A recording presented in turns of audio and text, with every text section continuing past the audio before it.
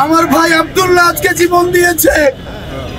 এই যতদিন না পর্যন্ত এই ফ্যাসিস্টের উৎখাত হচ্ছে, ততদিন পর্যন্ত এই যে আব্দুল্লাহ আজকে যে গাজী হিসাবে রয়েছে, আমরা ততদিন পর্যন্ত আমাদের এই যুদ্ধ চালিয়ে যাব।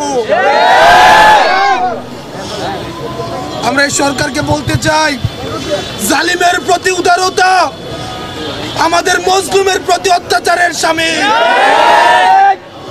আপনারা জালিমের প্রতি উদারতা দেখাচ্ছেন, এই শহীদদের সাথে আপনারা প্রহসন করছেন। আবু সাইদ থেকে আব্দুল্লাহ পর্যন্ত যারা শহীদ হয়েছে, আমরা দেখেছি বিদেশে বসে তাদের বিরুদ্ধে ষড়যন্ত্র চলছে। আমাদেরকে বলা হয় ফাঁসি পর্যন্ত আমাদেরকে অপেক্ষা করা লাগবে না, তার আগেই আমাদেরকে শেষ করে দেওয়া হবে। আমরা বলতে চাই, মৃত্যু থেকে জীবন থেকে মৃত্যু পর্যন্ত এই মধ্যবর্তী সময়টাই বিপ্লব।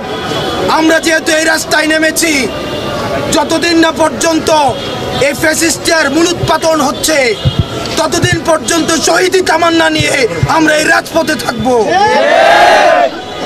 যারা শহীদ হয়েছে সারা পৃথিবী তাদেরকে দিয়ে দিল, এই ক্ষতিপূরণ হবে না। কিন্তু আমরা বলতে চাই, আব্দুল্লাহর বাবা এখানে আছে, ভাই এখানে রয়েছে, সারা পৃথিবী দিলেও আপনাদেরকে হবে না। আমরা আব্দুল্লাহর এখানে রয়েছি, আমরা আমাদের জায়গা থেকে সর্বোচ্চ চেষ্টা করব। আপনাদের যে কোনো বিষয়ে আপনারা আমাদেরকে পাশে পাবেন।